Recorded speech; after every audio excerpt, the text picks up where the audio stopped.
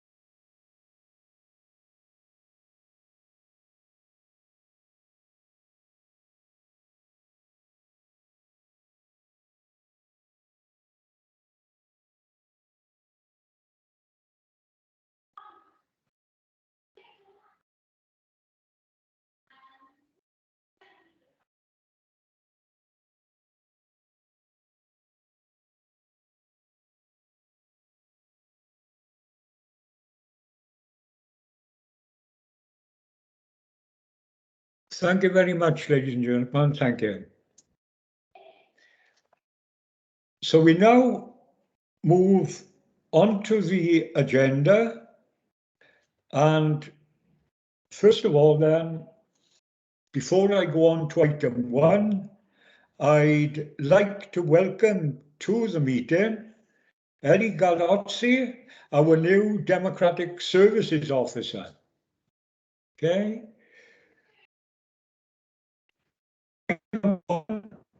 Apologies for absence.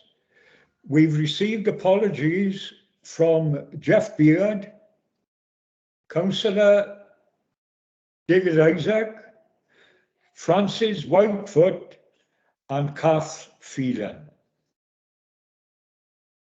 Chair, Councillor Sherelle Jacobs also given her apologies. Sherelle? Jago? Yeah, that's correct. Any others? Okay, if not, on to item 2, declaration of interest.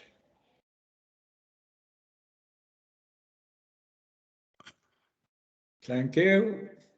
Yeah, Chair, if I could just say, sorry, Chair, just to say, I know that as LEA appointed governors, we have obviously dispensation, but I just wanted to say I'm a governor at Gwenfaron Primary, and obviously Louise Bibby, the head teacher, is here presenting today. I'm also the chair of the management committee of Tydysgu Humphrey and Tydysgu Dowlais Pupil Referral Unit Management Committee, and they are mentioned in the reports on today's agenda, but there's no requirement for dispensation to speak or vote because dispensation is granted en bloc to all LEA appointed governors. But I just wanted to declare my interest because obviously the head is here and the PIU was mentioned in the reports. Right, thank you for that, Chris, but no, there's no problem. There's no problem. On to item number 3, COVID recovery and pupil well-being. I'm going to hand over to Sue, who can introduce the 2 heads and indeed the report author, who again is new to this committee. So Sue, over to you, and we then start going into item number 3. Okay, thank you very much, Chair. What I'm going to do straight away is pass over to the 2 head teachers. Once they've done their presentations, I'll then give a summary. We'll then give a summary of the report. But I think if we have the 2 presentations from the head teachers and then any questions for each head teacher following that, and then we can go into the body of the report. If that's all right with you, Chair. Yes, the only thing that you didn't mention was Gavin. Sorry, could you introduce Gavin? I could certainly. I introduced you to Andrea earlier on. Apologies, Councillor Chair.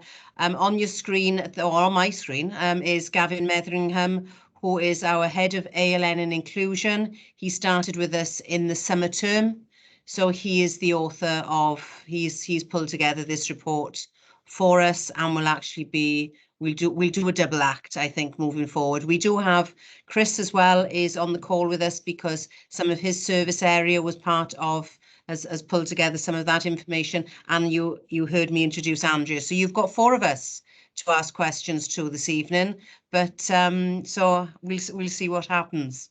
All right, so Councillor, Yeah. so there we are. So if I think we've got Sarah from Bishop Headley and Louise from Gwaun-Faran. So I think as Sarah is on my screen first, I'm going to ask Sarah to go first. And I think Safe is actually going to share the presentation because Sarah's got some problems with IT at the moment. Thank you for that, Sue. Thank you, Sue. If you can go on to the second slide, Safe, please. Thank you. I think if COVID in schools taught us anything, it was that on a daily basis and in some instances on an hourly basis, things were changing. We had days in which to prepare for that first lockdown, to allow the children to be able to continue their education, to ensure that the standard of education remained high and also levels of education remained high in engagement. That our vulnerable learners were continued to keep safe, free school meals, which is what I seem to bang a drum about all the way through COVID, that we were considering those, the digitally excluded learners. And from March, as I said, things did change, sometimes on an hourly basis, but more often than not, every meeting that we had with Sue, which was fantastic, we met weekly, the picture did seem to change. So that consultation and that level of communication was really welcomed by us as heads. We were thrust into new ways of working, not least with blended learning, but with everything being online like we are now, which, as you all know, is exhausting. Ordinarily you'd go to a meeting in Cardiff at 10 o'clock and you might have one back in Merthyr at 3. There was one day, and I'm sure that many of you were in this situation, I was in 13 meetings over 2 days, with various things. So it was exhausting. It was very operational, but at the forefront of everything, we had to keep the learners and their families in our very forefront of our thoughts. Our blended learning offer changed significantly. So when we closed in March, we used Google Classroom for everything, and we were merely uploading work for the learners to access, and it very, very quickly became apparent that this wasn't successful. Staff were on call all day, every day. You had some children logging on at 9 o'clock and working at 9 o'clock and doing a school day. You had some learners logging on at 7 o'clock at night, emailing staff, asking staff via Google Classroom what the next steps would be in their learning. So levels of engagement were awful. We were getting very little back. So we decided that we would sit and we would look at this. So we pulled together a broad outline of a basic timetable for the children to spend no longer than 3 hours, because again, we were mindful of them sat in front of a screen, no longer than 3 hours a day learning, to make sure that there was the spread of the subjects across the fortnight. Those learners who had problems with digital devices, if we couldn't get those digital devices to them first off, we were providing them with paper copies, and they were being delivered by progress leaders.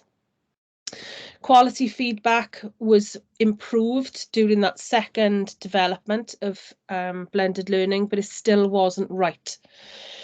We learned so many lessons from those two episodes. So when we went into the fire break in November, I established a blended learning team with middle leaders who had aspirations of senior leadership, and they pulled together a blended learning protocol and policy with help guides for staff, help guides for pupils, and help guides for parents.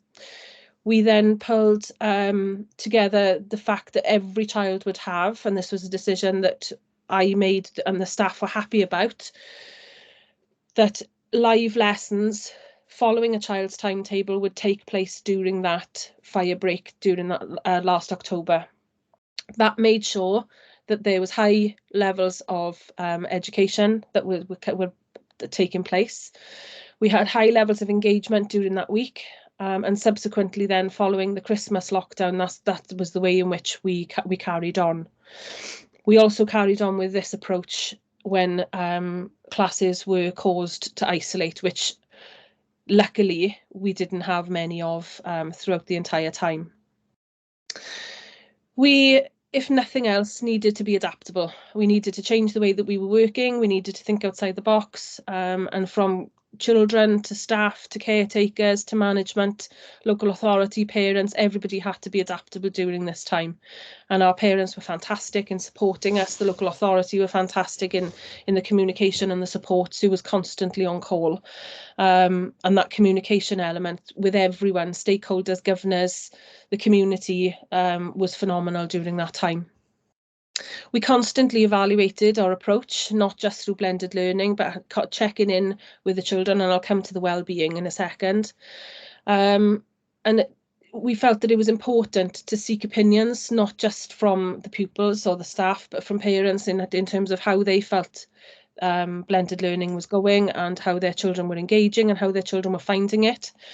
We did welfare visits, and I said I'll come to that in a second, doorstep visits, phone calls regularly, check-ins via Teams, etc. And well-being for us trumped. Yes, education was vitally important during that time, but we needed to make sure that the children were safe. And what it did reveal for us was the vulnerability of many of our learners that we didn't actually take into account pre-COVID, and have subsequently put protocols in place to manage that, and a wellbeing team. It also for me reaffirmed the need to be reminded that schools are not just schools. As a Catholic school, and I'm sure that any school within our small community of Merthyr, we aren't just schools.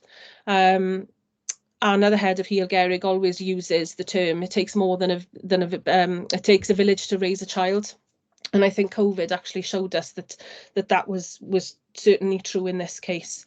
Our communities reached out to us for support. They reached out to us for help. They reached out to us in some instances for finance, for emotional support.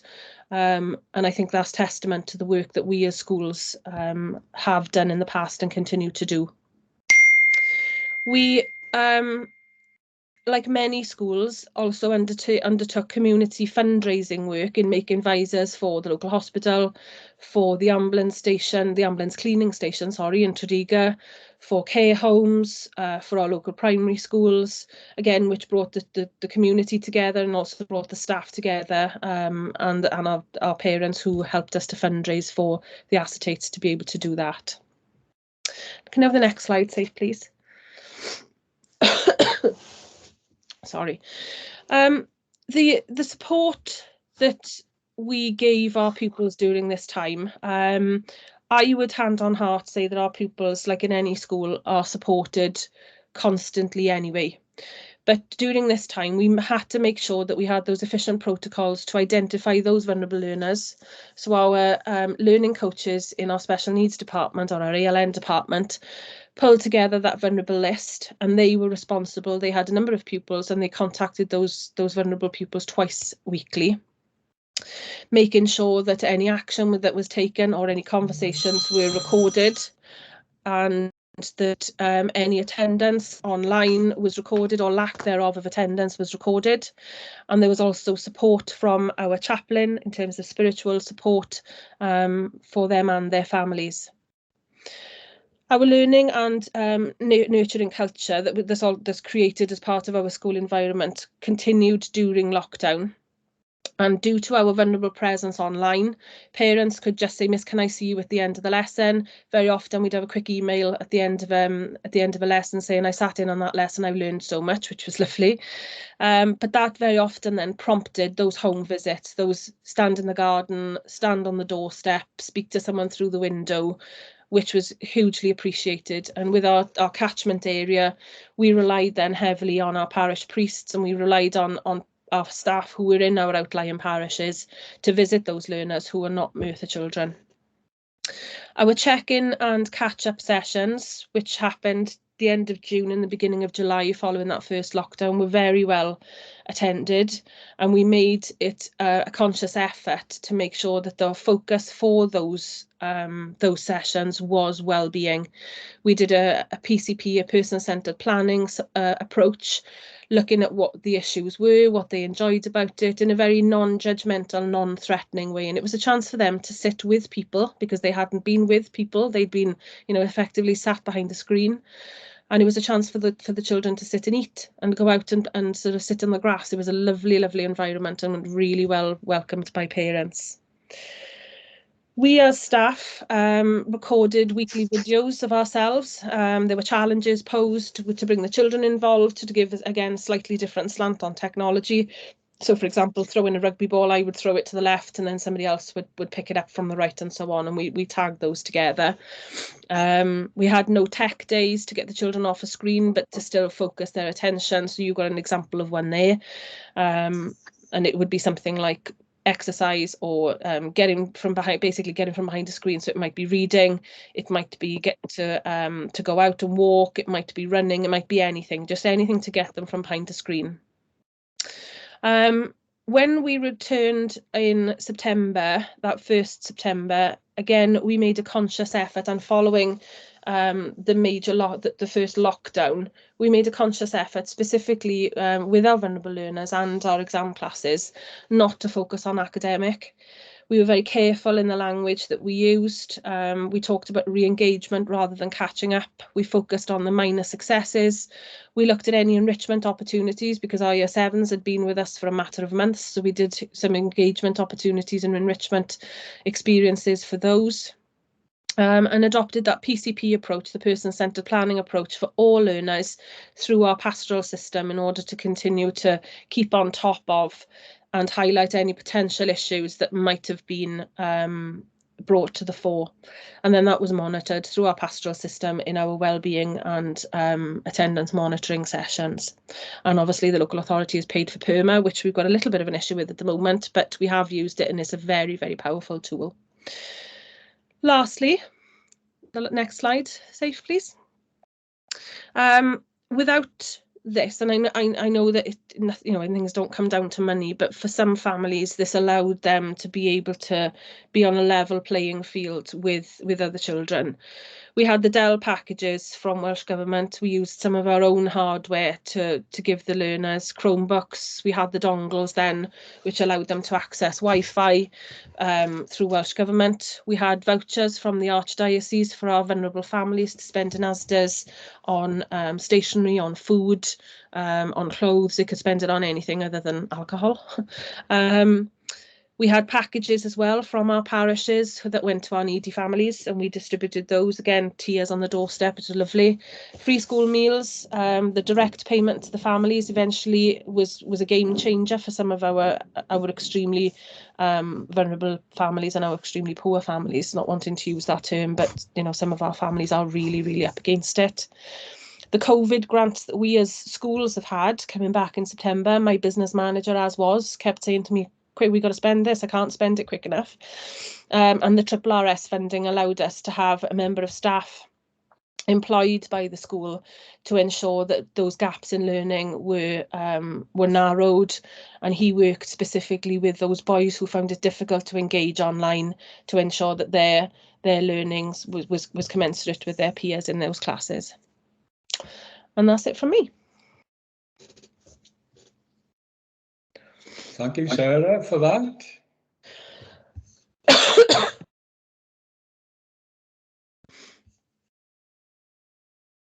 Do you want to go ahead with Louise making her presentation before we open it out to members to ask questions or make observations? Sarah?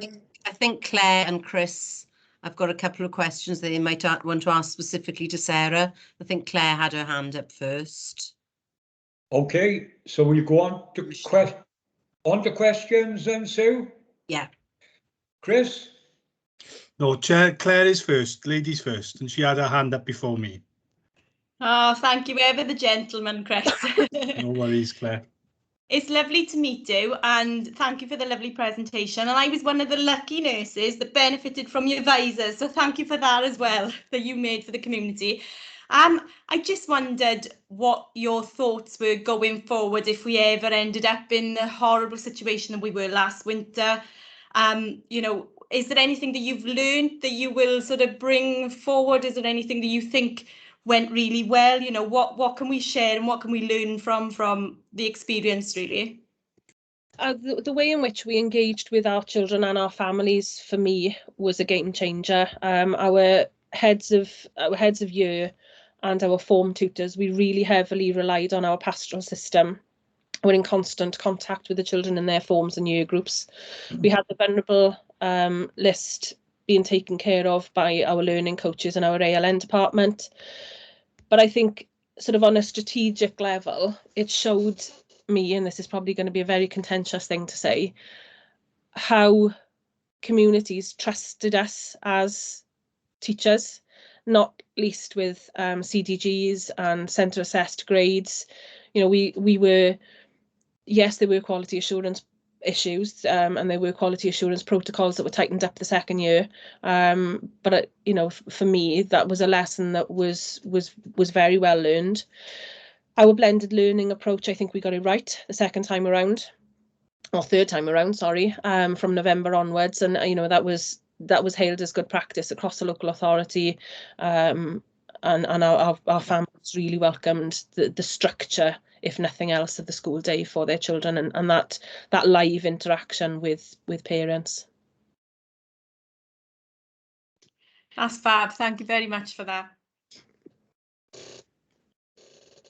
Okay, thank you for that, Claire. So we come back now to Chris. Yeah, Davies.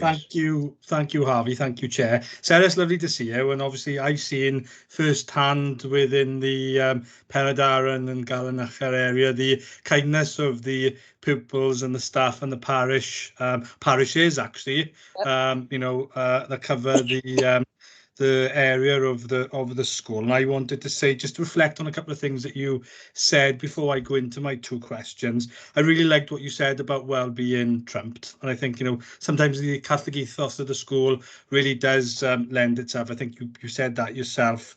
And I was interested, I suppose, as a qualified and registered social worker, about what you said around that. Lots of learning around clear, identifiable vulnerabilities of learners. You probably knew they were there, and I suppose in your school in particular, some of those, I call them on the surface vulnerabilities, but you know what I mean when I say, is obviously English as an additional language is quite clear with the numbers of pupils at Bishop Edley who, you know, come from Poland or Portugal.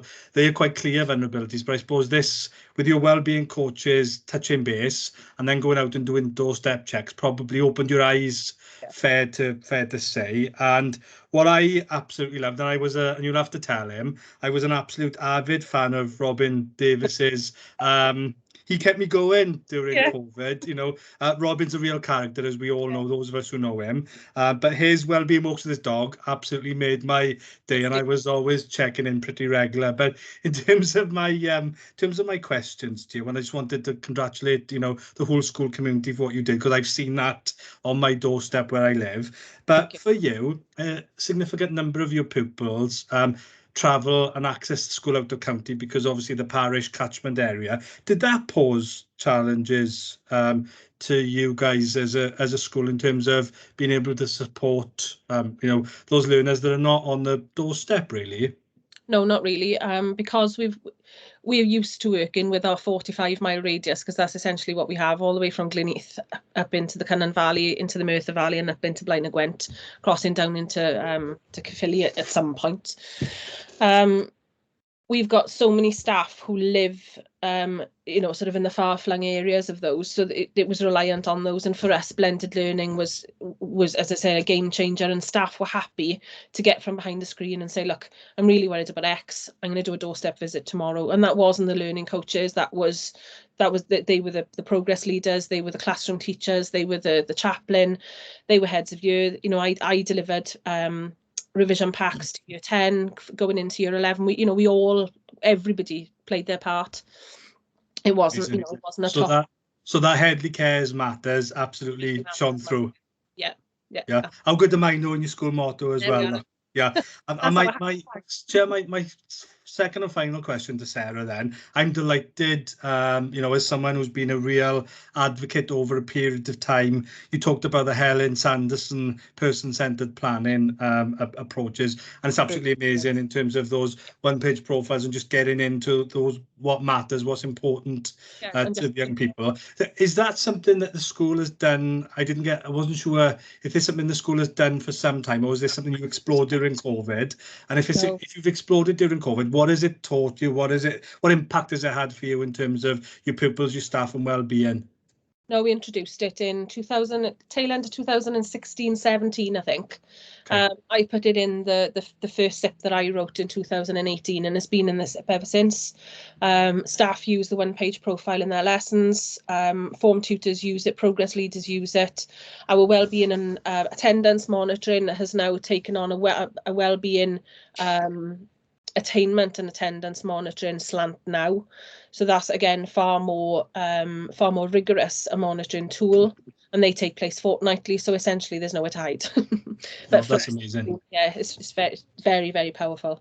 I've seen the power of that, Chair, Sarah, at Greenfield at the special school, where some of that was started early doors. Yeah. Can I just be cheeky, Chair, just ask a question of the Chief Education Officer then, just to finish, and then I will be quiet, I promise.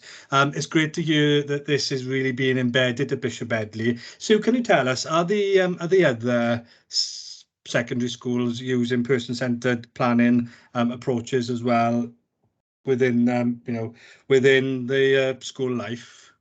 I should actually pass over to Gavin, but actually, yes, it is something that we have been very strong of actually pushing this in place. You mentioned Greenfield there.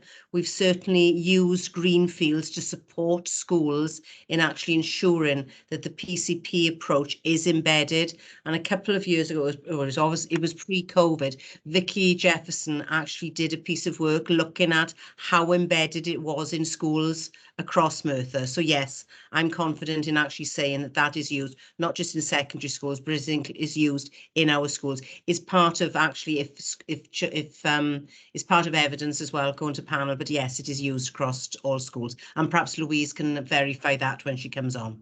Great, thank you, Sue. Thank you, Chair. Thank you.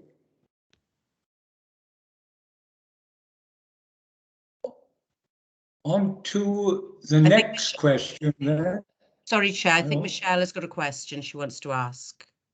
Froze a bit, Dan. I think Michelle has got a question she wants to ask. Yeah, Michelle is there. Thank you. Okay, Michelle. Thank you, Harvey. Yeah, it was just a quick question in regards to our staff's well-being. First of all, I thought your presentation was fantastic, and I think our children and the communities are so lucky to have such caring heads and teachers, because I believe we've all gone above and beyond. But how are our staff at the moment? How are their well-being, and how is their kind of their mental health at the moment? Because obviously they've gone through absolute hell, and I do worry as well for the likes of our head teachers and for our staff. And I was wondering if I could have just a little update on how you all are, please. Well, if I said half term couldn't have come quick enough, that might give you an idea. Like all head teachers, we didn't have a break essentially from March, the first March lockdown. Myself and Robin, my deputy, were in school during the holidays, during lockdown. When we were allowed, we were back in school, walking the site, making sure that things were where they should be. We were on call. Our staff were amazing. We did quite a bit when we came back with the staff on wellbeing. We completely altered our school day. We finished at 2:30. We ordinarily finish at 3. We made sure that our break in the morning was only 10 minutes, so that if there was any crossover or any mixing of bubbles, then it wouldn't have been so impactful. We had a very short 25-minute break at lunchtime. And if staff were free in the afternoon, they would do a lunchtime duty, and then they were allowed to go home and be off site. So a lot of staff welcomed that. We did a hug and a mug, and that was passed on anonymously around, and you might have seen that on Twitter, around the staff, with just a bar of chocolate and a tea bag, and a little note, an anonymous note saying, thank you for everything you've done. I delivered wellbeing packages with just a little notebook and again some chocolates and a tea bag and a pen and whatever, and just left them on people's desks. And on the back of all of that, we don't want this to be lost. There was just a simple phone call, hi, how are you, through lockdown. But we've since, I should have an SLT meeting tomorrow to kick this off, but I'm waiting a PCR test. I've written a draft version of a staff wellbeing charter, taking on the strands of the local authority staff wellbeing charter, and I want to set up a staff wellbeing working party to pull together all the strands that staff are involved in, but focusing specifically on their wellbeing, because I think some people do tend to lose sight of the things that we do as a school, but equally the things the staff need. So watch the space for that. But it was tiring, operationally rather than strategically. Oh, that's fantastic. And I just would like to put on record, really, our thanks to all the teachers and head teachers for everything you've done, because you've just been amazing. So thank you. Thank you.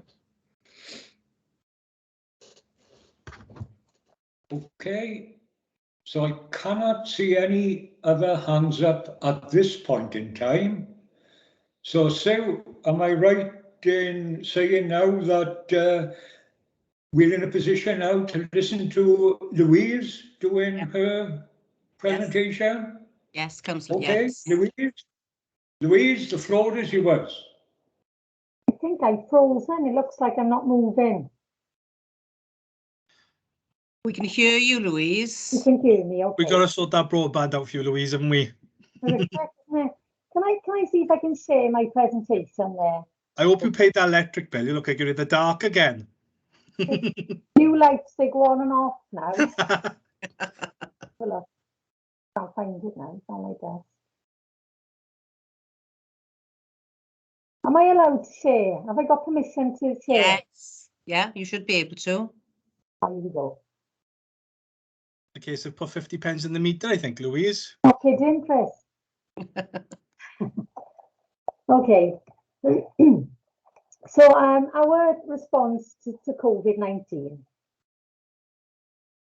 So really, COVID-19 made us reassess absolutely all aspects of our provision here at Glenvarren, as it did everybody else I know.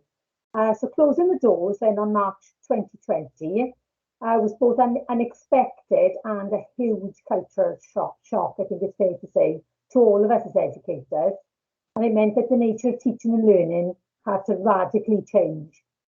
So our response really was strategically, as part of our school improvement agenda, all our Key Stage 2 pupils were already well equipped with regards to Google Classroom and working online. But it wasn't actually the case, excuse me, in the foundation phase. That was our next step on our school development plan. So therefore, we had to quickly come to some sort of arrangement to make sure these children were catered for also. So in the first instance, we used the physically prepared work packs for the younger pupils, but this proved to have significant limitations for us as a school, and it wasn't really conducive to our way of working. Therefore, I'm talking about things like assessment for learning, the feedback, the instant feedback, the ways forward, and all those types of things. So we had to think straight away, in line with our policy, what do we need to do for these? So to respond to this, tapping into our well-experienced IT lead, we decided we needed to set them up straight away on Hub. So we issued usernames and passwords, and also our IT lead then put together how-to videos for staff and for children on how to use Hub effectively. But to make sure that this model was relevant and we could sustain it, we needed to reflect really on our practice. So we maintained daily links with our pupils and our families. And of course, there were many problems along the way and lots of phone calls and lots of technical issues. But we quickly addressed these. The staff were on call right the way through it. Obviously, for this to happen, many of our pupils didn't have resources at all. They didn't have Chromebooks or iPads. So straight away, before anything else really, we did a Google form, and we quickly found out how many of our children were digitally excluded, and therefore we went around and we did home visits, and we delivered lots and lots of Chromebooks in the first instance to make sure everybody had the resources that they needed. So with this in mind, we had to think then about the expectations of our staff and pupils, and talking about well-being, especially with staff at this point in time. We were faced with the task of trying to think what was acceptable and unacceptable with regards to overload, and we came up with a set of non-negotiables, and that was really looking at 3 pieces of work daily, which are really meaningful and authentic and relevant for the children. So moving on to the next slide. So we've talked a little bit about where we were and why we were where we were. Now for us, once our learning patterns were established and they were tweaked and refined, it soon became evident that maintaining the social and emotional well-being of everybody, of all our stakeholders, was equally as important as teaching and learning. And obviously with the pandemic, it was a balancing act. It was crucial that we got it right, and we had to maintain teaching and learning and also support our staff through this really, really difficult time, because they had to balance having their own children, they had to balance the home learning for those, they had to balance family issues with elderly parents, for example, and all sorts of things that would have been, you know, with work patterns and shift patterns. So we had all those things to consider. So as a staff, we were already quite well set up with WhatsApp groups, but I don't think they've ever pinged as much as they have over the last 18 months or so. So the WhatsApp groups were instant. Anxieties, I've mentioned anxieties were high. So with the WhatsApp groups and the weekly senior management team meetings we continued with, and weekly staff meetings, at least weekly, sometimes more depending on need, that was really important. And the first thing was a check-in, and if everybody was okay, and a little bit of banter like you'd have at the start of any meeting, to make sure everybody was happy and everybody was okay. And that was really important for us, and to avoid any undue stress. But communication, as I put on there, is transparent and timely. As we had weekly and more than weekly meetings with the local authority, and whenever I was updated with anything, and the communication was immediately then. I'd call a meeting maybe that day if there was something that came in and we didn't know prior, to make sure that all the staff were also as up to date as I could be. So that was really important for us. And then coupled with that, staff held weekly Teams meetings with all their classes, check-ins first of all, to make sure everybody was okay. It was a novelty in the beginning. They were well attended, and obviously we had to check on the safeguarding side of things to make sure there were enough staff there, and to make sure that the parents were also in the background. So that was really important for us. And I've mentioned there about parents' calls and messages through Dojo and Google Classroom. That happened weekly, and then myself and my family liaison officer followed up with that, and we also attended school right the way through lockdown, so we were basically on the doorstep of our families, and we did our garden calls and our distance calls to make sure that our families were okay. And if we couldn't get through to them, then that was a cause for concern for us, so we did those visits. And if we did get through to them, we landed up speaking to everybody and their dog on the phone, I think. And I think that was important for our families as well, because they wanted somebody to talk to, and we were there for them. So it was a little bit of like agony aunts, and doing far more than what we probably would have done from a day-to-day normal school then. And I mentioned the Chromebooks earlier on, but we also had a list of vulnerable learners that we compiled, and we were checking up on those several times a week, especially if we couldn't get any sort of engagement off them, because there were some families, usually our vulnerable ones, who sometimes weren't engaging. So then we'd follow up with that. Myself, my family liaison, or both of us, depending on need there. I think that was really important. However, even though we've been in the pandemic, we're all aware that curriculum still goes on. So whilst dealing with the day-to-day pressures really precipitated by the COVID crisis, we also continued our school improvement journey and agenda to address the pedagogical changes that needed to occur as part of the 2022 curriculum for Wales. So really, it was for us keeping vigilance around the well-being aspect of things. That came first. It was really, really important for us, for all stakeholders, and constantly promoting the need to maintain good quality teaching and learning in a sensitive way. And when they did originally come back for the check-in and the catch-up, it was very much well-being at the heart of everything, and making sure that our children were learning fit and in the right place. And believe it or not, they didn't really want to talk about the pandemic. I think they'd had enough of it also.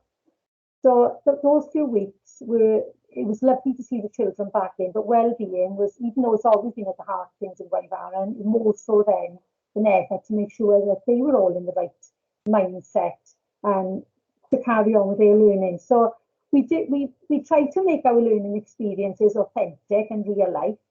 So we looked at things that had happened, like the story of Sir Tom Moore. All our lessons were tried to base around things that were happening and try to turn it into a positive as well. We had good uptake on our online learning, and we had weekly data to sort of back that up. And we kept registers daily to make sure. And as I mentioned earlier on, any non-engagement that was followed up with either calls or home visits, depending. The key to all this really was the relationship between the staff and the parents and the carers, and that was to allow our children the best learning opportunities. And yes, we get calls from parents, I can't get them to do this, I can't get them to do that. And we'd say, look, just try to get them to do a little bit and don't force it, otherwise if they start to switch off, we'd be struggling to get them back at all. So it was supporting parents as well, because I think they really did struggle during this time. So in the long term, this results in far stronger relationships, I think, between families and school, because I've never had so many compliments for staff and the work. I think they realised the work that was putting in. I mean, we were on call 24/7, and as Sarah just mentioned, yes, some would be going online even primarily later on in the evening. I think knowing our families and knowing their work patterns was really important to us. So we would try to support that and also tell them not to worry if they couldn't do something because of the time limitations, because they needed their sleep like everybody else. So that was important for us. So we did try to accommodate our parents with their shift patterns. It's been an incredibly difficult time, and nobody's denying that. But we were able to provide support, input ourselves to school, and also to access the comprehensive range of services offered by the local authority, and things I accessed during lockdown and us as a school, the vulnerable panel.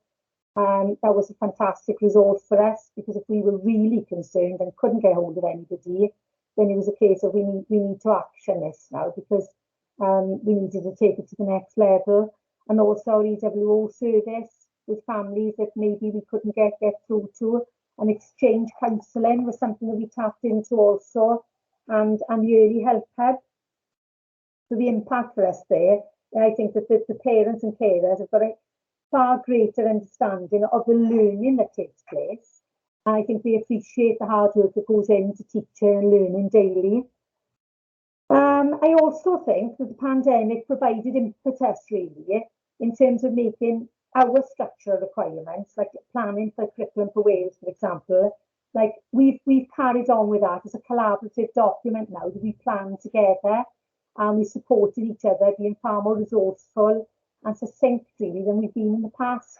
So I think where there's been a negative situation, we've tried to take the positives out of it also. So we've carried on with the development, and we've moved forward with our planning and haven't sat back on our laurels. Excuse me. So I will return to school. So I think it's fair to say that between March 2020 and December 2020 was particularly difficult. There were staggered starts, as we know, year groups, constant threat of further lockdowns, coupled with the fact that our road was dug up outside the school, and it was crossing the children safely in the morning was an absolute nightmare. Staff ratios were difficult to manage. I think it's fair to say it was an eclectic time in school, and no vaccinations, as we know. So for us to focus on to ensure that the staff well-being is fine, but if our staff they needed to be emotionally and mentally healthy teachers. If we haven't got those, it's really difficult, isn't it, to develop strong teaching and learning relationships. So it was making sure that the support was given to staff, and some were quite nervous and very anxious about coming back in. So we tried to support one another there. And to also, as I mentioned earlier on, is to make sure our children are learning fit and in the right place. So we took part in lots of things during that time. And up on the screen there, I've mentioned the positive relationships. We revisited our positive relationships policy. And when the children came back in, they were involved in it also. So we looked at our vision, our mantra, and all those different things to make sure that we were in the right place, and we took that to governors at that point in time. But also we became involved in the Inspire You project, which I'll mention a little bit later on, which is also linked to health and wellbeing. But I think it's fair to say that once the children were learning fit, we began to establish our routines again within the framework of robust COVID guidelines, as we know. And again, in line with local authority, weekly meetings, sometimes more than weekly. And that was refreshing, really, to know that other people were feeling exactly the same. And it constantly changing, really, as we all know. So from January to March, I think, 2021, when the vaccinations were rolled out, the situation started to improve ever so slightly. And then we started to re-establish our teaching and learning sort of patterns within the school. So from September 2021, the focus on the school improvement agenda and good quality teaching and learning and promoting well-being has been at the forefront of all our actions, I think it's fair to say. And the impact of COVID-19 is still a constant threat to us. And I think only now the legacy of COVID is starting to emerge, where we're seeing some quite distressed behaviours with the children, now that they've had a chance to settle back in, whereas in the beginning it was a novelty and they were back with their friends, but we're certainly seeing things that we weren't seeing before and having to look at things in different ways. But we've put the things in place on the screen there with our policies. We've been part of a wellbeing pilot and working party with the cluster schools, and also with Central South Consortium, where our staff have led meetings there. We've got action plans in place. We've also had restorative approaches training back in July. That was 2 days with staff, and that was really positive with regards to staff wellbeing and knowing how they can take things to the next step with the children, which we started in September. And also PPA from home has helped with staff also, especially when anxieties have been higher with certain members of staff. But with regards to the Inspire You, it's something we're doing as part of the Penetrate cluster, and we've been doing it since January. That is a project really that specialises in the provision of rights-based training, where we look at the United Nations Conventions of the Rights of the Child. So it's all based on those principles, and it's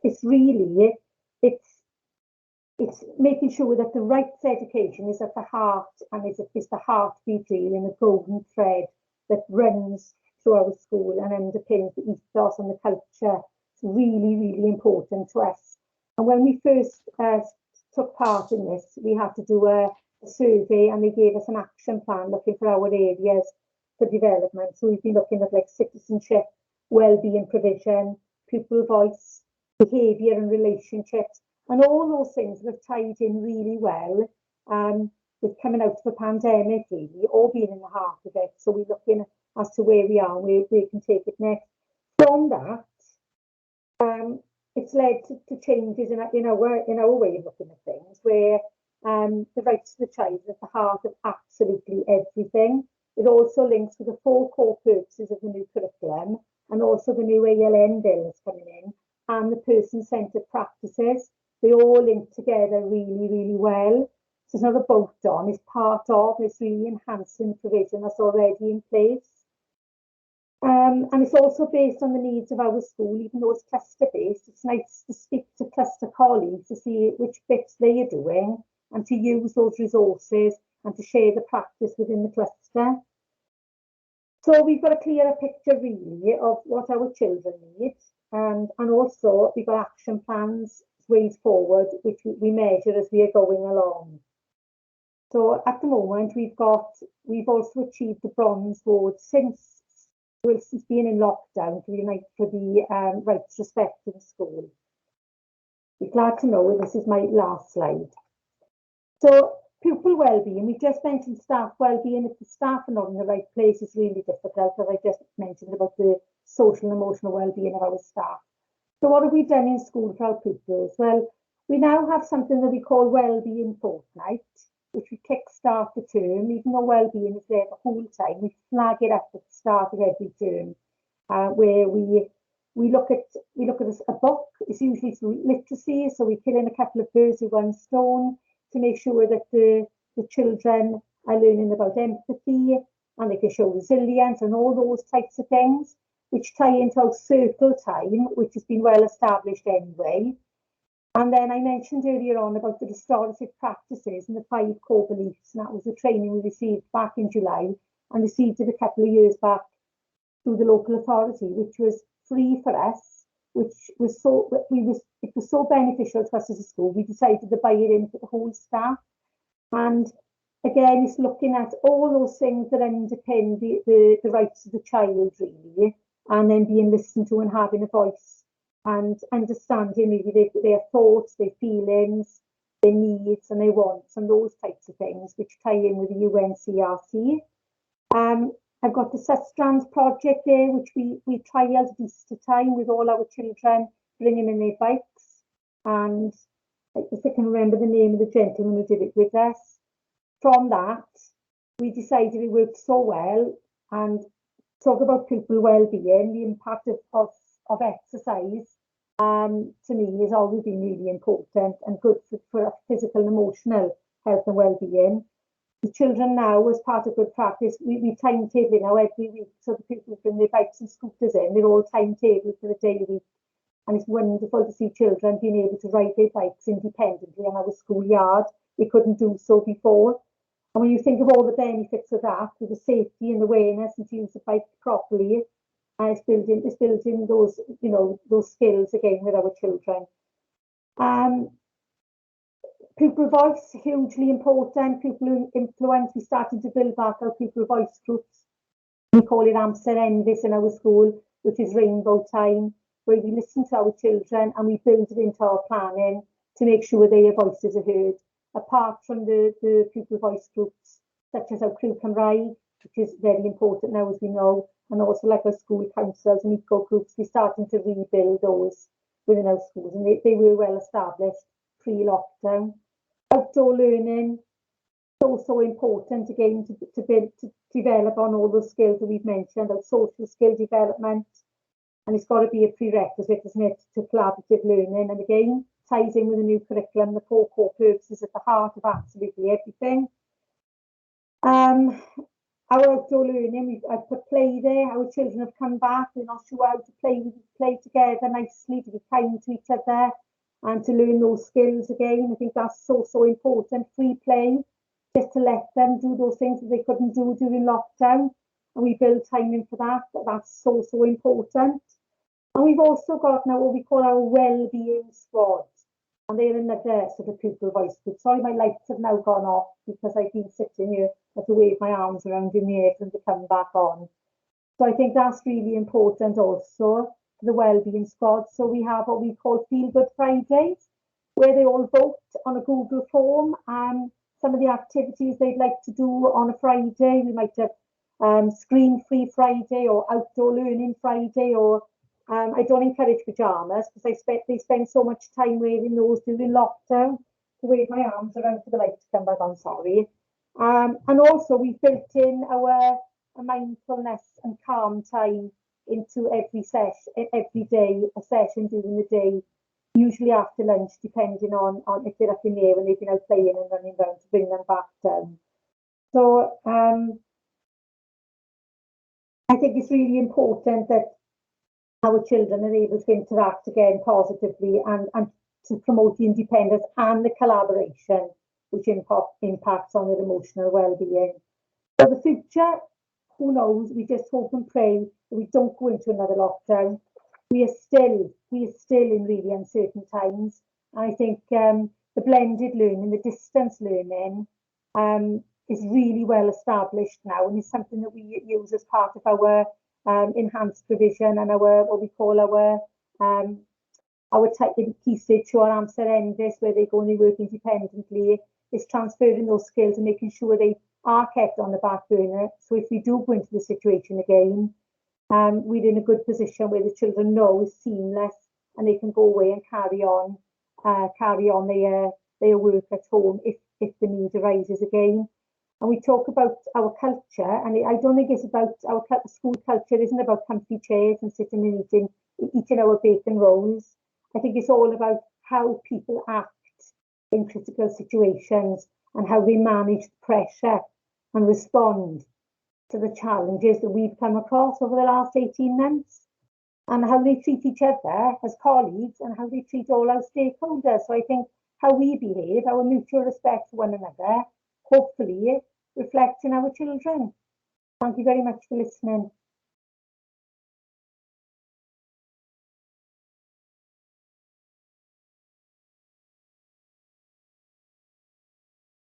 Thank you. Thank you very much for that, Louise. What we've seen here are two excellent presentations to the committee this evening. I'd like to thank both of you on behalf of the committee for the work you put into preparing these presentations and the way in which you presented them this evening. Now, I hand over to members. I can see one hand up. Claire has got a question or an observation. It's over to you, Claire. Yeah, thank you, Harvey. Thank you for that presentation. It was excellent. It's lovely to hear about all the things that's been going, and it's certainly been a test of our resilience as parents, as staff, and the children as well in recent times, isn't it? I was just wondering, you did mention about engagement and that parent engagement was up during lockdown and things like that. I was wondering now, you mentioned about things settling down and you're starting to see different behaviours starting to come through. So I was wondering how that engagement is looking sort of now things are settling down in a way, or people are getting more used to COVID, I suppose. It's not really settling down so much, is it? But yeah, you know what I mean. How are you finding parental engagement now? I think parental engagement has been sustained, and more so, I'd say, in a sense now since, because the parents are now upskilled with using Google Classroom and understanding it, and that everything is online. It's probably better than it's ever been. I mean, we're missing them coming in and doing the engagement activities in school, which we did quite well prior. And we're really looking forward to that sort of being re-established once things become safe enough. However, the online and the blended learning and the fact that they can access Google Classroom and Hub, and it's really upskilled parents also, the engagement is still very good. And even though they can't come in and meet us physically, I mean, standing outside every morning and afternoon is brilliant. Because at a distance, they can tell me any issues and we can resolve it and take it back in and try to sort it out, you know. So I think the engagement has still been sustained since. That's great, thanks. Yeah, it's definitely been a test of our abilities, computer abilities, isn't it, as parents and staff, I suppose. But no, I'm glad it's being sustained, and I think we've taken advantage over the years, I suppose, of being able to come into schools and see the children's concerts and things like that. But I think we've found a newfound appreciation of that, haven't we, over the last year? And you know, I've really enjoyed as a parent the online parents' evening. I found it really freeing, actually, which is something that you wouldn't think, would you? You'd think that it would be restrictive, but actually it's been far more productive, in my opinion, you know. So yeah, that's great. Thank you. Thank you for that, Claire. Are there any other questions from members? If not, Chair, it would just be really useful perhaps if Louise could then share her screen so we can all see each other again. Sorry, Chris, I don't know what I've done. Challen of, yeah, thanks, Louise. Is it gone? No, I was going to say, where's Louise Evans when you need her? No, I'm only joking, Louise. Yeah, that's gone. All right, be back in. So, no further questions. So, if members are happy with everything to date on that particular or those particular presentations, so I come back to you with the report. Before I concentrate on the recommendation, which is recommendation 2.1 at page 3, have you got anything to add to the report, Sarah? No, I think the report that we actually put in gave a summary, and I think Louise mentioned it, didn't she? That actually, whilst schools were also managing COVID and managing the sort of, as Sarah said, the almost daily changes to what was expected, there were lots of other things going on as well. And we mentioned the nurture provision and the school. We've mentioned the schools in here that are mentioned in the nurture provision. We've given the schools that have engaged in the trauma-informed training. We've mentioned the Inspire You, and I think if you actually read the appendix and see what our schools are doing to support well-being, it's quite humbling to actually see the emphasis that our schools put on well-being to ensure that our children and our staff are able to deliver, but also the children are engaging in learning. So I hope members have had the opportunity to look at those reports, and also, you know, if there are any questions that you want to bring back to us at any time, we can certainly have the conversation. But I think Gavin saw everything that came through. Sarah had pulled it together and sort of went, oh my gosh, this is going to be a very detailed report, as you can actually see. But I hope members have found it useful to find out what is actually going on in this area. So that's all I want to say, Chair. Thank you very much for that, Sue. So before I move on to the recommendation then, Brent, I think Brent wanted to come in. Sorry? I think Brent wanted to come in. Yeah, sorry, Sue. Sorry, Harvey. It's just really quickly. Oh, I'm sorry for that, Brent. I can see your hand there now. Sorry. Harvey, I'm really sorry. Unfortunately, I'm going to have to leave. Okay. All right. Thanks, Harvey. Yep. Okay then, Brent. Thank you. Before I move to the recommendation then, again, I'd like to say on behalf of Sarah and Louise, thank you very much to both of two excellent presentations, which when added to Gavin's report, I think every member going from here today will have a very, very good idea now as to certainly know what well-being means within the sense of the word in terms of education. So thank you to you both. Thanks to both of you. On to the recommendation. Recommendation 2.1 at page 3. The content of this report is discussed and noted. Well, I'm sure we've all read the report. We've also had the two presentations, which when added to this report, gives you an excellent background as to what is going to be coming forward in the future in terms of this subject matter. So are we all in agreement with the recommendation? I don't suppose anyone is going to object. Happy to second the recommendations. Chair, subject, I suppose, to any questions from committee members?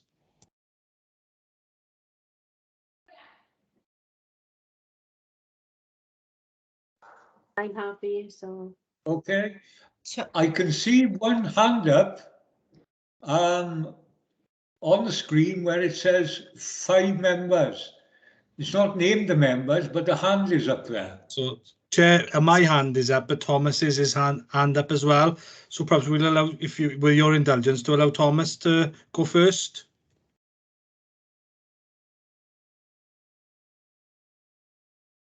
Hi, I got a couple of questions on the report. Go on. Thank you. For item 4.1, it mentions the Wellbeing Charter for school staff. Yeah. And it says it's due to be revised this year. Yeah. When it's going to be revised? It's in the process of being revised now. So the intention will be, Tom, that actually it would be ready for sort of next September. So schools have got that opportunity to sort of look at it. There's engaging with the charity again to see if there's anything has come up from a wellbeing survey that the schools would be offered to do again. So the intention is we'll work with schools again, as we did last time, to actually ensure that that staff charter is ready probably for next academic year. Okay, thank you. And on item 5.1.2, it says that each local authority has been allocated a small grant to support this work. Can you clarify on what grant is supporting this? That is, so if you actually look in 5.1, Thomas, is the framework on embedding a whole school approach to emotional and mental health, mental well-being. So we've been given quite a small grant to actually support that work. Chris is probably able to give more detail on what we've spent it on. So Chris, do you want to come in and just give an overview for committee members on what we've used that money for? Yeah, the majority of the funding has been used to support the interventions around counselling, so that there's statutory school-based counselling for below year 6. So that joins up the approach that we've had with Families First and the education, increasing that access and addressing what was a backlog, if you like, of cases, particularly in below year 6.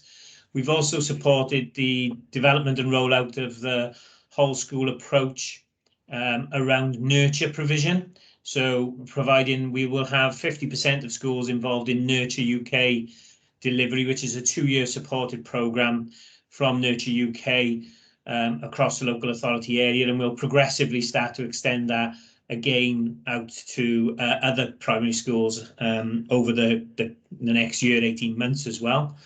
Part of the one that Sue's just mentioned is that it's supporting the organisation to do the assessment with schools again around staff wellbeing, around the wellbeing charter, in order to take that forward. And then there's some bespoke packages of capacity building, looking at training family liaison officers in schools around key identified areas identified through COVID, particularly around dealing with anxiety, stress, bereavement and loss, and making sure that there are people within the schools who can offer that kind of support and training packages to young people in small groups in order to enable them to support each other going forward and to deal with those particular issues. That's about the majority of the focus for the funding, although we do keep reviewing the ability to offer some targeted level of support, particularly around training. Because it's such a small pot, we often have to look towards capacity building and making sure that that is a more sustainable approach rather than direct intervention delivery as one-off spend of the money. Thank you. And 2 final questions. On item 8.1, it talks about RA's themes and goals. Can you clarify for people on the call who may not know what themes and goals are, please? As I'm hoping most people know, Thomas, the RAS strategy is written with 2 overarching themes. One of which is the partnership both of those themes are there. So one was partnership, about all of us working together, and pandemic recovery, and I'm hoping that you can actually see in that report that it certainly is a partnership approach, but actually our well-being is part of the post-pandemic recovery. And then one of the goals, there is a specific goal in the strategy on improving learners' health and well-being. So what we do in all our reports, all our scrutiny reports, is actually show members, explain to members where within the strategy, because that is our driver for improvement in the department, where within the strategy these subject areas would actually fit. I hope that makes sense. Yeah, thank you. And for the last and final question, on item 9.1, it talks about the wellbeing objective and tackling adverse child experiences and improving emotional well-being and mental health.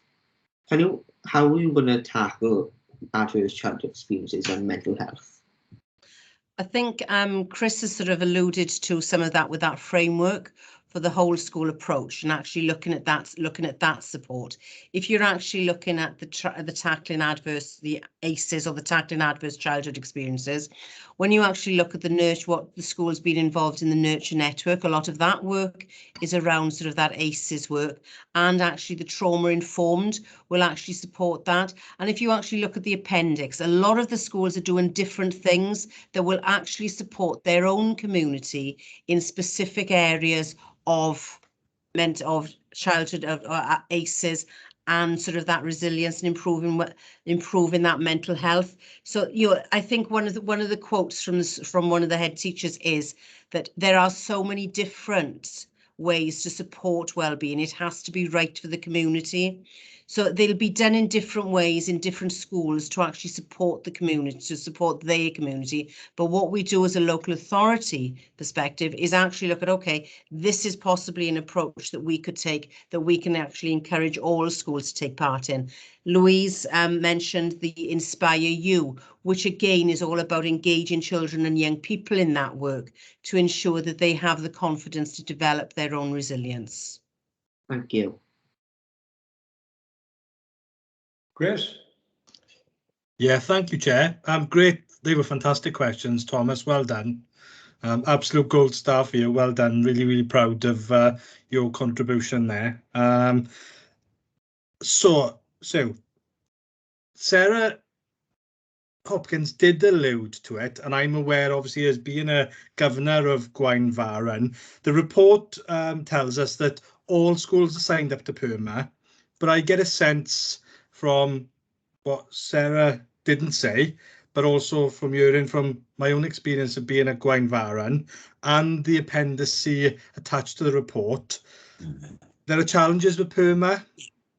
Can you, and you could probably spend the rest of the evening taking us through them, and maybe you may want to come back to committee perhaps with more detail, and I think I would certainly welcome that. But can you talk us through what are the challenges then currently that are present, and what are some of the barriers in respect of what PERMA could offer us, but what do we need to do to overcome those? Okay, it's a GDPR issue, so it's a data protection issue, that actually the system that was being used to actually collate the data is not, is not robust. I think that's fair to say, isn't it, Louise? And there has been information from our data officer within the local authority that actually says that new data should not be used with this particular system. It's called WONDE, WONDE. It's a national issue, and a lot of systems and processes go through WONDE, so it is actually being looked at a regional and national level with the GDPR officers. So once that's been sorted, we will certainly take that back, and I think that's where the technical issues are coming from as well. So if you would just allow us to have some time to work with the head teachers to unpick the technical issues through the WONDE, and we can certainly bring that back at a later date, Chris. Yeah, no. So my follow-up in respect of that, because I know from my own experience of working with the Educational Psychology Service that they are so keen on PERMA. So what will it give us in terms of outcomes, impact and data that will kind of have an impact, a positive impact on children and young people's mental health? It's a tool that actually looks at the children's own perception of where they are against PERMA, and it's that opportunity to then give schools and the young people strategies to be able to support themselves to develop their own resilience. So there is data that we've got, but because of the issues we've had with the tool, we aren't able to sort of share that at a whole local authority level because a lot of schools haven't been able to engage with it. But that's what it will give us. And we can certainly, in a future meeting, ask perhaps our educational psychologist to actually come and talk to members about it and how a couple of head teachers who have used it for a number of years, a couple of years now, would be able to come and share how they've used it. Great, because I think it has the potential to give, as you said, that real strong pupil perception, and that's really, really, alongside things like the past, to hear directly from learners' voice, children's voice, from a participation perspective is so important. Rather than making assumptions and thinking we know best, we can hear directly from pupils. So I'm really encouraged by that, Chair, that we can resolve those issues. So a great report, and I'd like to commend, as the Chair has, Sarah and Gavin for pulling it together, and the presentations from Louise and from Sarah. I think it's fair to say, though, there are lots of pilots, lots of good things. There's nurture, there's trauma informed, there's ELSA, there's PERMA. Are we, the schools department, learning department, and the consortium, and even the Welsh Government, are we asking schools to do too much? Is it about quality over quantity? And do we in Merthyr Tydfil, and we touched on this in our meeting that we are doing in terms of community fund and a challenge from our own young people in terms of our youth cabinet, are we, do we have a uniform approach to supporting pupil well-being across Merthyr Tydfil? So 2 questions. Are we asking schools to do too much, and do we have a uniform approach, and is less more? Less is definitely more, Chris. I think that's the easy one to actually say. I think if you actually look in the appendix, it's tried to do. So as Jackie said, it's very difficult to attribute impact to one initiative and project. I believe a number of factors support improvements on behaviour. Moreover, it is the ethos and culture of the school, along with its daily practices, that sustain positive impact on children's well-being. What we've tried to do when we've looked at the nurture, and there was a particular reason for actually putting nurture in, because we actually put it into the PIU, we put it into our School of Graig, where there was where we had our nurture class for Key Stage 2. So to actually get that, where there was local authority and local authority class, to actually get that similarity across those schools. That's why we've actually put it in. PERMA again was something that we felt all schools could engage in. We didn't expect this process, but I think it is different in each school, and each school will need to sort of tweak things. Do I think we're expecting too much of schools? We're expecting an awful lot of schools at the moment, but I think by pulling this together for us, it certainly showed what schools were already doing, and there's just a need to ensure that the children that there continues to be that focus on well-being, and there continues to be that positivity for well-being across all our schools, which certainly we saw prior to COVID, and we've continued to see during COVID. Okay, thank you for that, Sue. Okay, so Harvey, then I've got just one final question and then 2 requests of the Chief Education Officer. So my final question, in Appendix 1, in that last column, you've listed there the schools that have either used clerks or have directly appointed FLOs, Family Liaison Officers.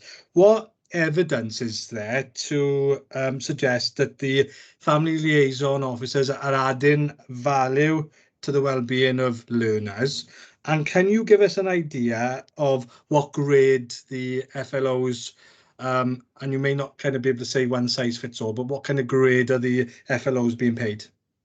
I'll have to come back to you on that. What I will say about the impact on well-being, that is at the moment being judged through attendance. So we have got a report coming in January on attendance, so we will be able to answer those queries in that session. Okay, And finally, Chair, I just wanted to ask is, can the Inspire to You report and findings be shared with committee? And also, can you come back to us with the School Health Research Network data? Because there you talk about the impacts on standards and impact on attendance. And obviously that is about the emotional intelligence of young people and their well-being resilience.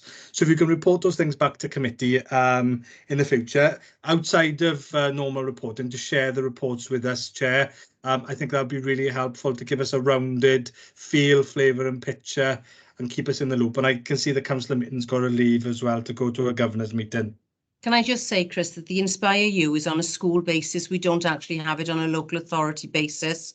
So we'll have to consider how we actually share that. But yes, of course, we'll take that. We can feed that back to you outside various outside the process.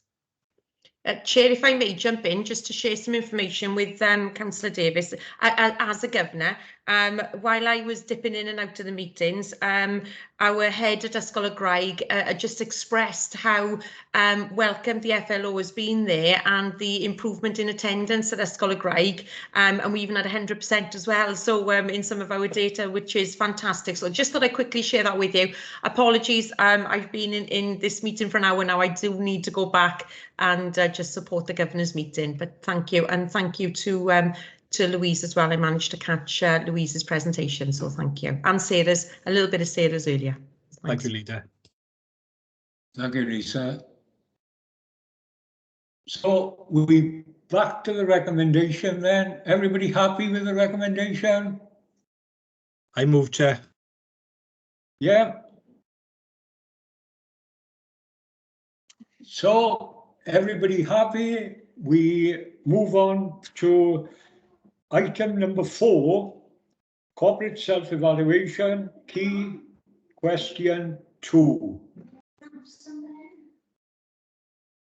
And I hand back to Sue, and I understand, Sue, that Chris Hall is going to be playing a part in this one as well. I think Chris and Gavin may very well join me on this one.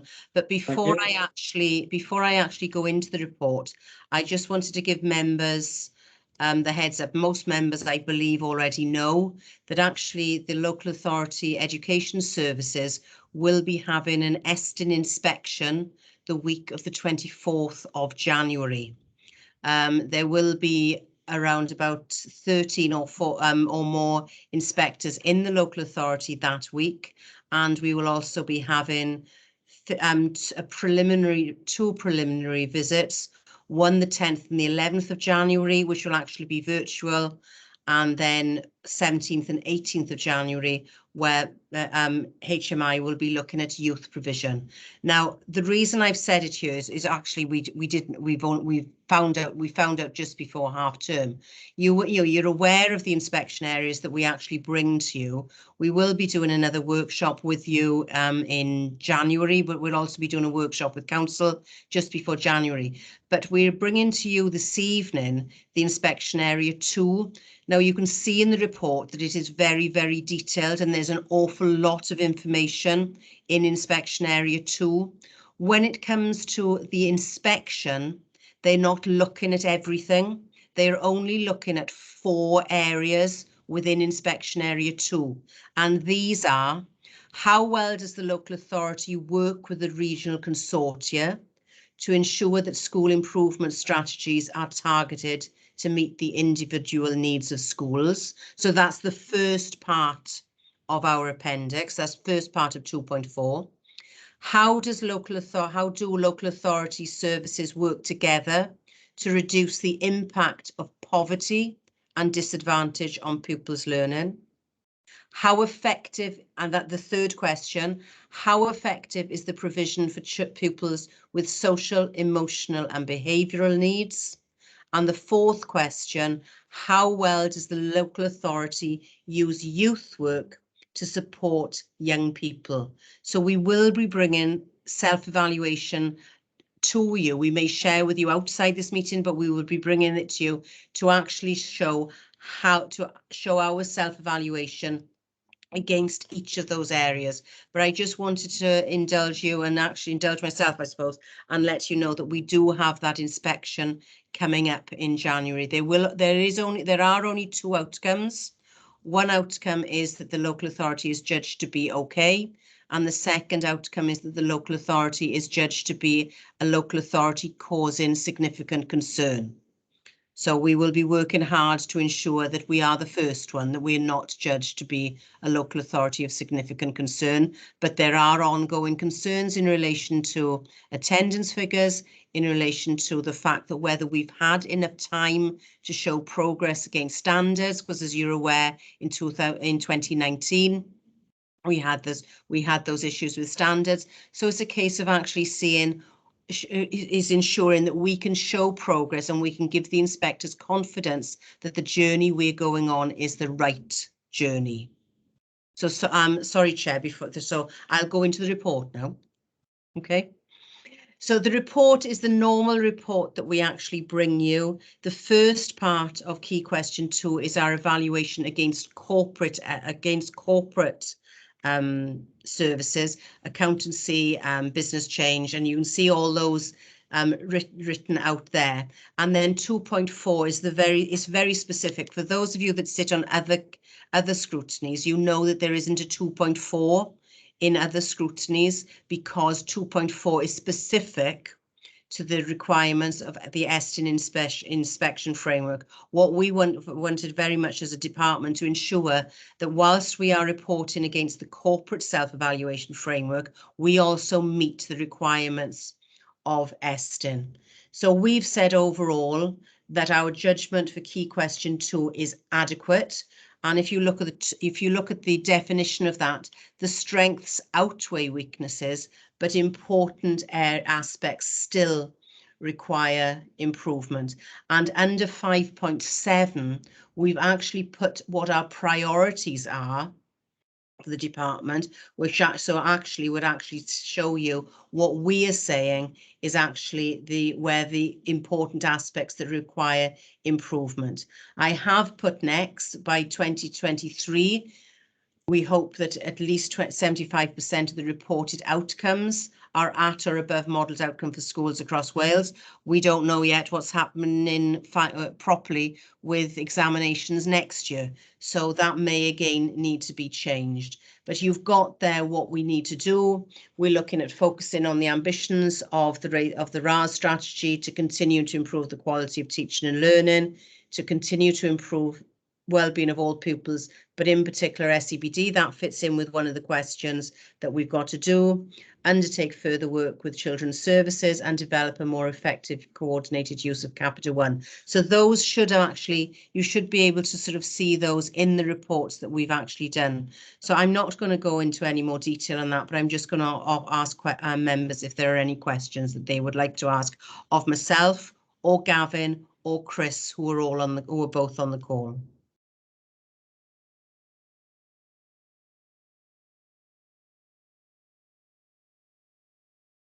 Yeah, if I may just make a very quick comment, so probably by looking at 5.7, bullet point 3, you'll know what I'm going to focus on.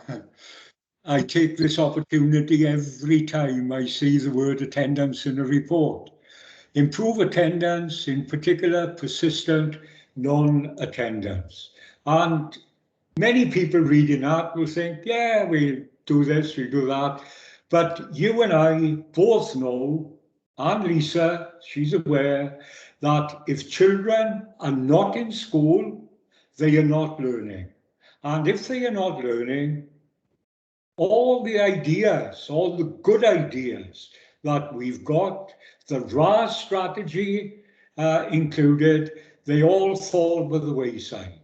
So what I'm saying is that in the, the foreseeable future now, we concentrate much of our effort on attendance. And I totally agree with you when you mention the word persistent non-attendance, because for a long time in this authority, persistent non-attendance really has been pushed aside. We don't want to do that because it means taking them to court and all that.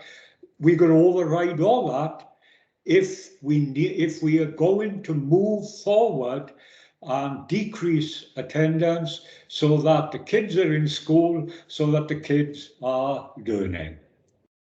Yeah, and we will bring quite a detailed report to you in January looking at that. We've just had a review of the Education Welfare Service, Chair, and I think it might be useful for you, and certainly Chris, who's part of that original working party that you had looking at it, to actually have a discussion possibly with Gavin in the not too distant future on the findings of that review and actually where we're going to go next. And I'm just wondering if Councillor Jago would want to be part of that, because I believe it was the three of you, that, if I remember rightly, it was the three of you that were involved in that review. So I think I'll ask Gavin if he can set up a meeting with the three of you to actually share where we are with the attendance review, and it will feed into our January meeting. But I think it would be useful for you to have that discussion with him, Councillor Chair. Thank you for that, sir. Any questions from, yes, I've got one hand up. Chris and Michelle. Chris and Michelle, I think, have got questions. Okay, thank you, Chair. Just a couple of questions for Sue. A great report and obviously really timely, obviously noting that there's going to be a local government education services, obviously Eston inspection. So Sue, I've asked you this question before, but I'm formally going to put it on record now that I'm back at committee, because I've asked you in a number of informal environments. Can you tell committee then, is there currently a strategy for vulnerable learners and additional learning needs, an adopted strategy for this council? That's a slightly different question to what you've asked me before, because you asked me for what the vision for ALN was. What we've got for vulnerable learners and for SEPD children, we've got pathways that actually the schools follow. So you've got a pathway that will actually take the children through, which actually Gavin is, they've just been revised. So you've got the ideas of managed moves, you've got the ideas of what support can be put in for the children through the outreach service, or we're calling it the Wellbeing support service now. So yes, there is a toolkit, a toolkit of systems and processes that we actually use to support our most vulnerable learners, which I think you would like to see, and certainly we will share them with you, Chris. Fantastic. You are, and I stand corrected, Chair, the Chief Education Officer is absolutely right. I asked you about whether there's a vision for ALN, and I wanted to tease out, because for me it's not just simply about a process and pigeonholing children and young people into boxes or into provisions sometimes that don't meet their needs. So I did change my tact on my question. I'll ask you then the question that I've asked you before. Is there currently a council adopted vision for ALN and vulnerable learners within Merthyr Tydfil? There is a very draft one, but this is part of the work that Gavin is doing at the moment. Bearing in mind he's only been in post since January. We've got a piece of work being undertaken at the moment to look at our provision for Key Stage 3, because as you'll be very much aware, Chris, we did a big piece of work a couple of years ago looking at foundation phase and Key Stage 2. We haven't tackled the Key Stage 3 effectively. So there's a piece of work being done under Key Stage 3, and we'll do the same as we did previously. We will then bring that back to Cabinet for you, to scrutiny, for you to scrutinise and work with us to actually ensure that those children have the best way forward. It was put on hold due to COVID. It was meant to be done last year, but however, with COVID, we simply didn't have the capacity to be able to carry out that piece of work. Yeah, Chair, absolutely welcome that, and obviously Sue knows my interest and passion in this particular area of the Learning Department's business. Can I just ask that if you're going to Key Stage 3, that we don't forget Key Stage 4 in that as well? It would, sorry, I did Three, move four? Key Stage 3 into Key Stage 4, yes. Okay, that's great. So, Chair, my next question relates to bullet point 3 of 7.1 of the scrutiny report.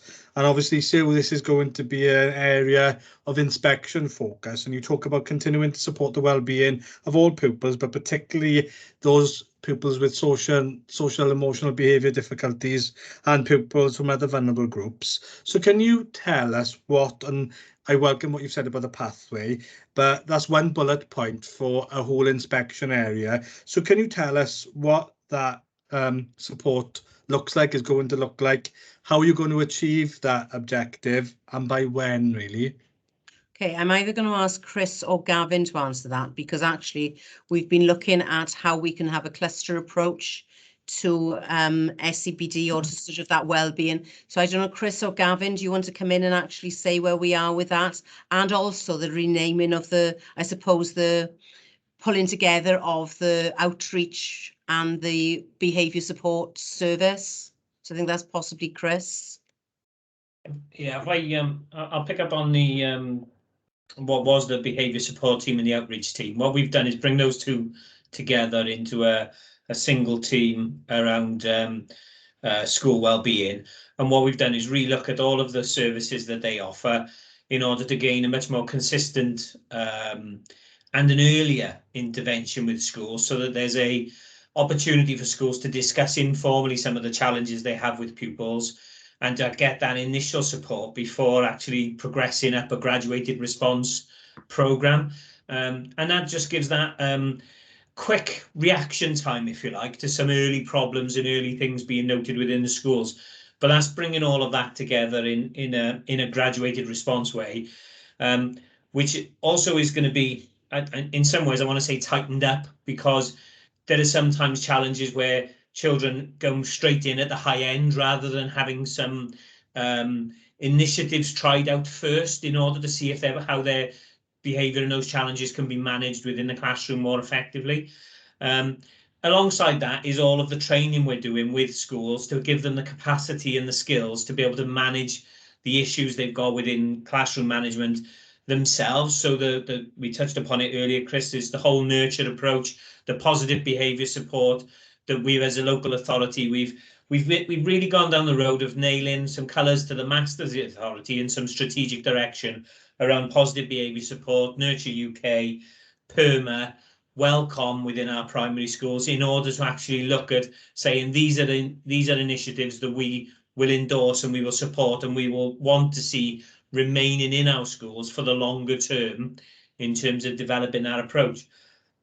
I think on the other side of that, Sue's mentioned about the sort of cluster working. Obviously, during COVID, there was the Vulnerable Learners Panel set up, which looked at, how we quickly reacted to individuals coming through where schools were having difficulties getting hold of people, where social services were involved, where there were high-risk families in the preventative agenda. And that is starting to be looked at around.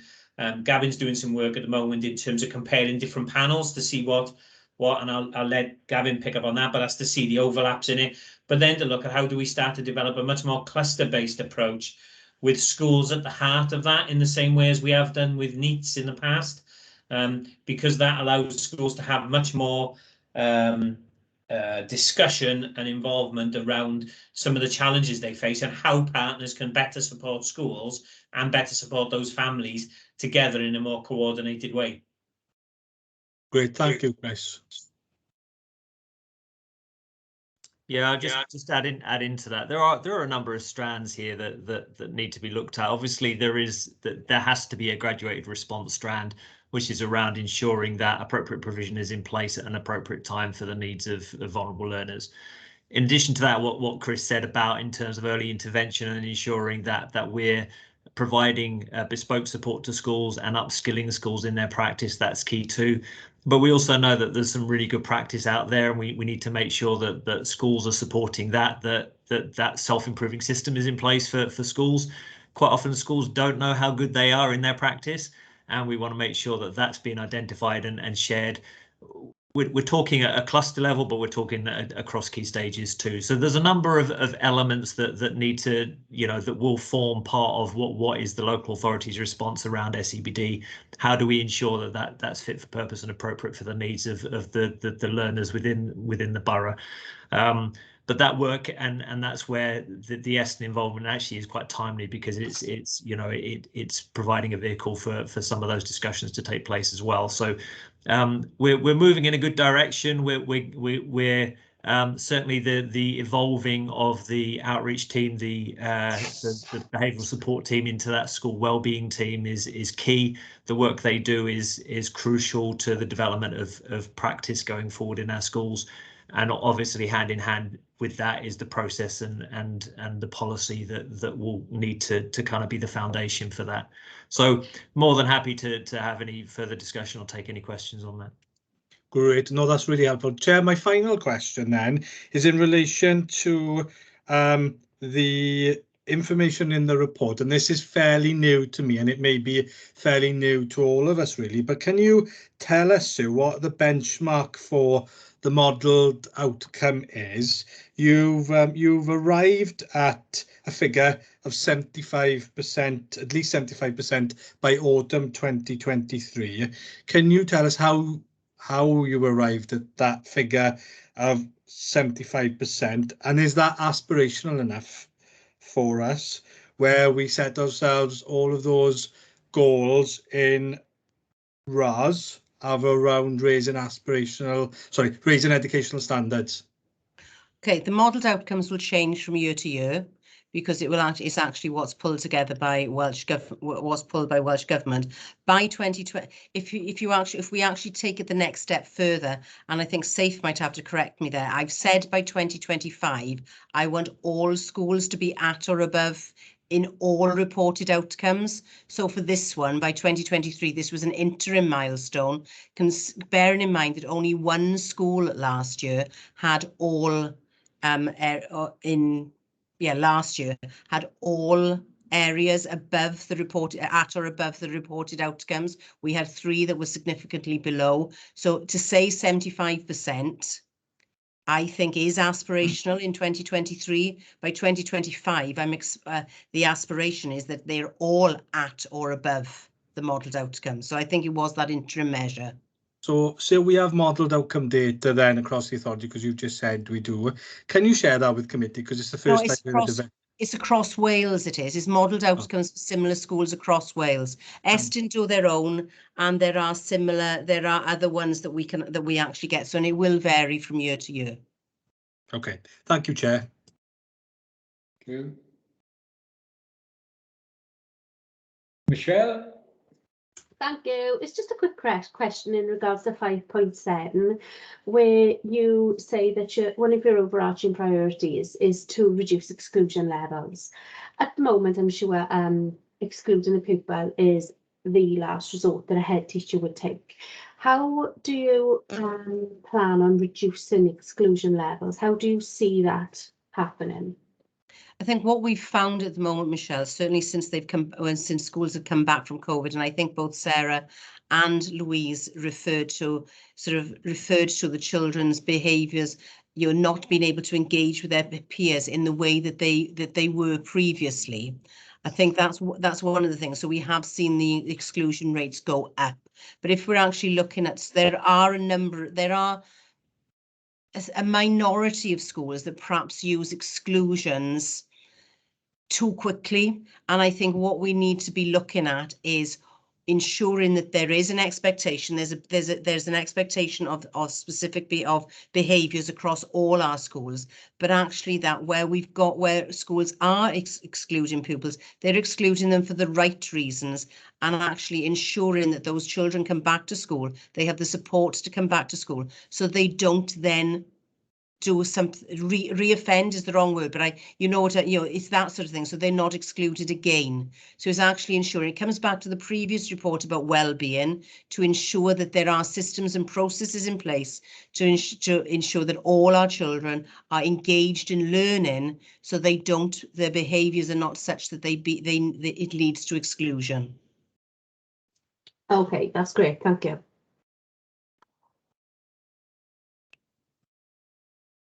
And did I see Thomas's hand up earlier? I can't see him. Oh, well. Aye. No, he hasn't got his hand up this time. Chris asked Are me. there any other questions? No? Any observations? No? If not, back to the recommendation at page 17. Recommendation 2.1, Scrutiny Committee members to provide officers with feedback on the content of the report, which we all know was developed through completion of the self-evaluation process. So in the last 20 minutes, we've had, I believe, Sue, enough information for you to go on with. Yes, thank you, Chair. Michelle, I put a message, well, I don't know what it is, but it's blocking you out, Sue. Don't worry. Never see it? I don't know what it is. Send a quick message, it says on there. I don't think I've done anything. Anyway, if we're all in agreement with that, we very quickly move on to item 5, which is the forward work programme, which comes up in every meeting. And I know that Chris brought an issue up earlier with Saif regarding a certain page that was missing from the forward work programme. It's not affecting the programme this evening, and Saif have agreed that that will be obviously taken into consideration now, and you know, hopefully well, not hopefully, I know Said will put it right by the next meeting. Are you happy with that, Chris? Chair, can I thank the performance and scrutiny officer, because between the pre-meeting and now he circulated to scrutiny committee members a copy of the work programme, so I'm really grateful. So he was on the ball and it was actioned before we've even finished the committee meeting, so thank you, Chair. Yeah, and I know that he'd do it, there's no problem at all there. Item 6, scrutiny referrals. Saif, have we got any referrals? No referrals to the report, Chair. No, I didn't think so. Item 7, reflection and evaluation of the meeting.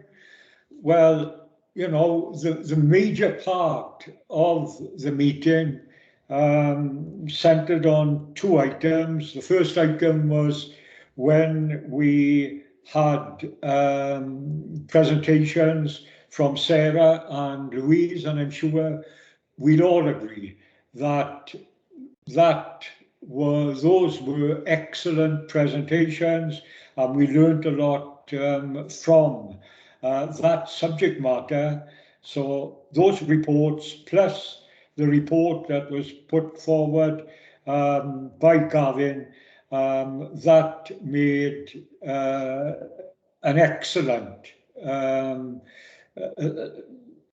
well-being subject matter as far as I was concerned. As far as the last item was concerned, that's the self-evaluation. Well, again, we get decisions coming forward, which Sue is always honest and above board with them. You know, it's quite easy to come out and say good, good, good. But in fairness to Sue, she comes out with what she considers and what others consider to be the actual position where we are regarding these items. And adequate always shows that you've done not badly at all, but there is still room for improvement. And I know that Sue and Lisa, if I was to talk to them on the quiet, that's what they'd say is the position we find ourselves in, which is the position that's recorded in the report. So once again, thank you, Sue, for that, again, excellent report that came to us today. So as far as I'm concerned, it's been a very fruitful afternoon. Time has gone on. It's coming up to 6 o'clock now. So we move on to item 8, which is any other business deemed urgent by myself. And you'll be pleased to know that I have no urgent business to raise with the committee members this evening. So without further ado, I thank you all for attending, and hopefully see you all in the next meeting of this particular committee. Thank you very much. Thank you, Chair. Thank you all. Thank you. Thanks all. Thank you. Thank you. Chris, could you stay behind for 1 sec, please? Yeah, no worries, safe. Yeah.